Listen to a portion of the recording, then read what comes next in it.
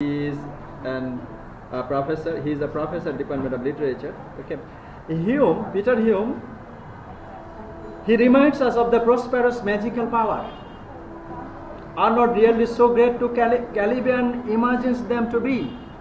Peter Hume said that yes, Prospero had a magic, is it? Prospero had the magical power.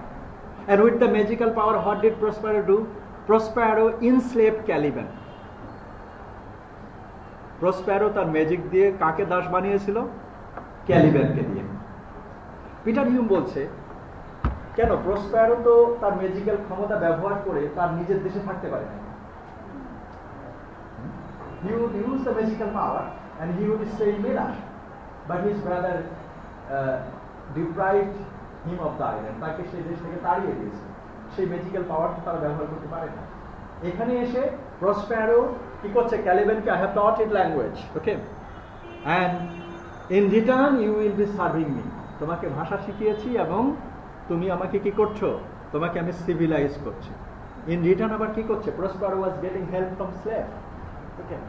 Peter Hume বলছে যে yes, they had their magical power. They had the power to upgrade the position of the other people, but they didn't do it in their own country. They did it apart from the other countries. Okay, so they said that the services of the islanders in order to survive.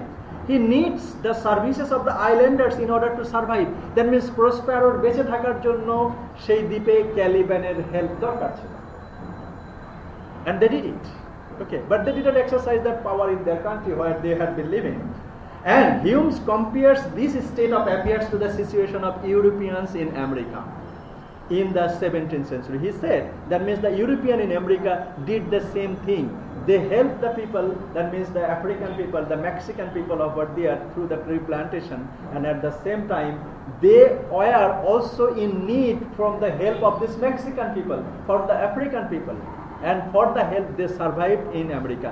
European যারা America শাসন করতে এসেছিল তারা এই আমেরিকাতে যারা red Indian বলেন, African বলেন যারা বাস করতো তাদের হেল্প নিয়ে তারা বেঁচে ছিল। তাদের বেঁচে থাকার জন্য তাদের সেটা প্রয়োজন ছিল। Because they thought it that America will be a golden future for them, because vast area is still economic, okay, excessive wealth, everything was there, okay, and for this reason the European, they thought that they will have the civilization motion, that means they will be helping the people living in America, and at the same time it is also necessary that the African slave Mexican people, they had been living in America, they are important for the survival of the European masters.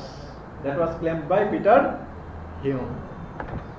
Okay, and he said it is the topos that appears with the remarkable frequency in the early English colonial narratives. So it is their narratives. What is the narrative? That means we have come here to help you. You are from the Africa, that means the darkest part of this civilization. You know the now light of civilization. So we have come here to upgrade your position. So this is their mission. But another mission that was mentioned by Peter Hume, that means also the slave and the Mexican people, and Mexican American, the Mesoamerican, they are also important for the survival of the European masters. Not only for the one purpose they will be living over there. Okay, so here he mentioned taught the language of the newcomers and simultaneously enslaved by them.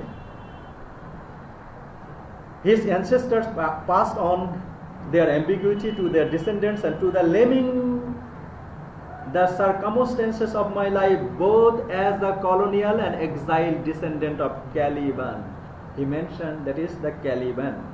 In the 19th century is an example of that prophecy. So he claimed about that. And also he mentioned about there another situation, that is the Haklut society, the historical society, and they published book only, and based on the sea journey, the adventure. The Haklut society, they published not সব ধরনের book তারা ছাপাতো না, they would publish the adventure, actually the sea journey, and what will be happening in that sea journey. Inspired this man, Haklut is a writer, Richard Haklut, okay, was an English writer. He is known for promoting the English colonization in the North America through his writings. Especially he would publish the book.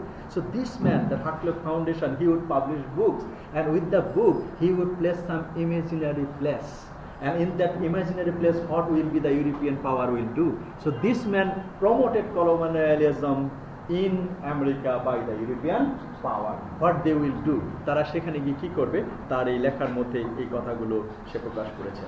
And Native American civilization, Rodolfo Gonzalez, and they ran back through the Native American civilization to Europe. And the Chicano are by the definition the mixed racial origin. So who is the Chicano? That means in the Chicano they have the mixed racial origin and the possessor of the dual linguistic background, English and Spanish. And the Chicano literature has developed to the question of the categorization of it has become problematic. And although to some extent categorization pattern difficulties of like that. Okay. So again, if we move forward, we will see another writer, that is the Wilson Harris. Okay. And Wilson Harris is a Guyanese writer. And he initially wrote poetry, but subsequently he became a novelist. Okay. And also we have got another name, that is the Gabriel Garcia Marquez. That means a Colombian writer. But the Wilson Harris writing style is different. And Gabriel Garcia Marquez writing style is different, but they played vital role in the literature of America. So will that literature will be calling the Caribbean literature? Will that literature will be calling the American literature or the Caribbean literature? No, they belong to the identity. And in that case we have another writer, that is the Octavia Paz, a famous Mexican writer. So the Mexican has a past and also they have their literature. Okay, so along with all this appreciation, we have got so many writings, we have got their identity, we have got their past, we have got their inheritance, and also we have got another civil rights activist. His name is Cesar Chavez. Cesar Chavez. They are the important figure in literature and civil movements and every spheres, and they belong. At present they are living in America, but they are not American. So whenever you will be calling the post-colonial literature, you have to call the literature of Gabriel Garcia Marquez, you have to call the literature of Aludista, you have to call the literature of George Lamming, but they are not American. They belong to another great civilization like Aztec civilization, like Maya civilization, like Colombia, like Honduras, like Caribbean countries. So in such a way, the comparative literature in the working class Chicano literature has also changed, moving from attempts to create Chicano epic poem and novels depicting suffered by migrant workers to move to more complex narratives. Poetics, structure, gender issues have also come to fore, and in the Caribbean context, and there is now a Chicana literature of growing importance. So more particularly, however, there is a phenomenon of bilingualism of the bilingual poetry especially. So whenever we will be calling the literature of the Caribbean countries, we have to get all the Caribbean countries in cognizance that they have their past. They are living in America, but they have the glorious past. They have the glorious past civilization. So everything should be counted in case of discussing the comparative literature of post-colonial identities. And this is not the last. Next time again there we will be discussing the another part of post-colonial literature. এখনো তো 14, এখনো তো অনেক সময় আছে।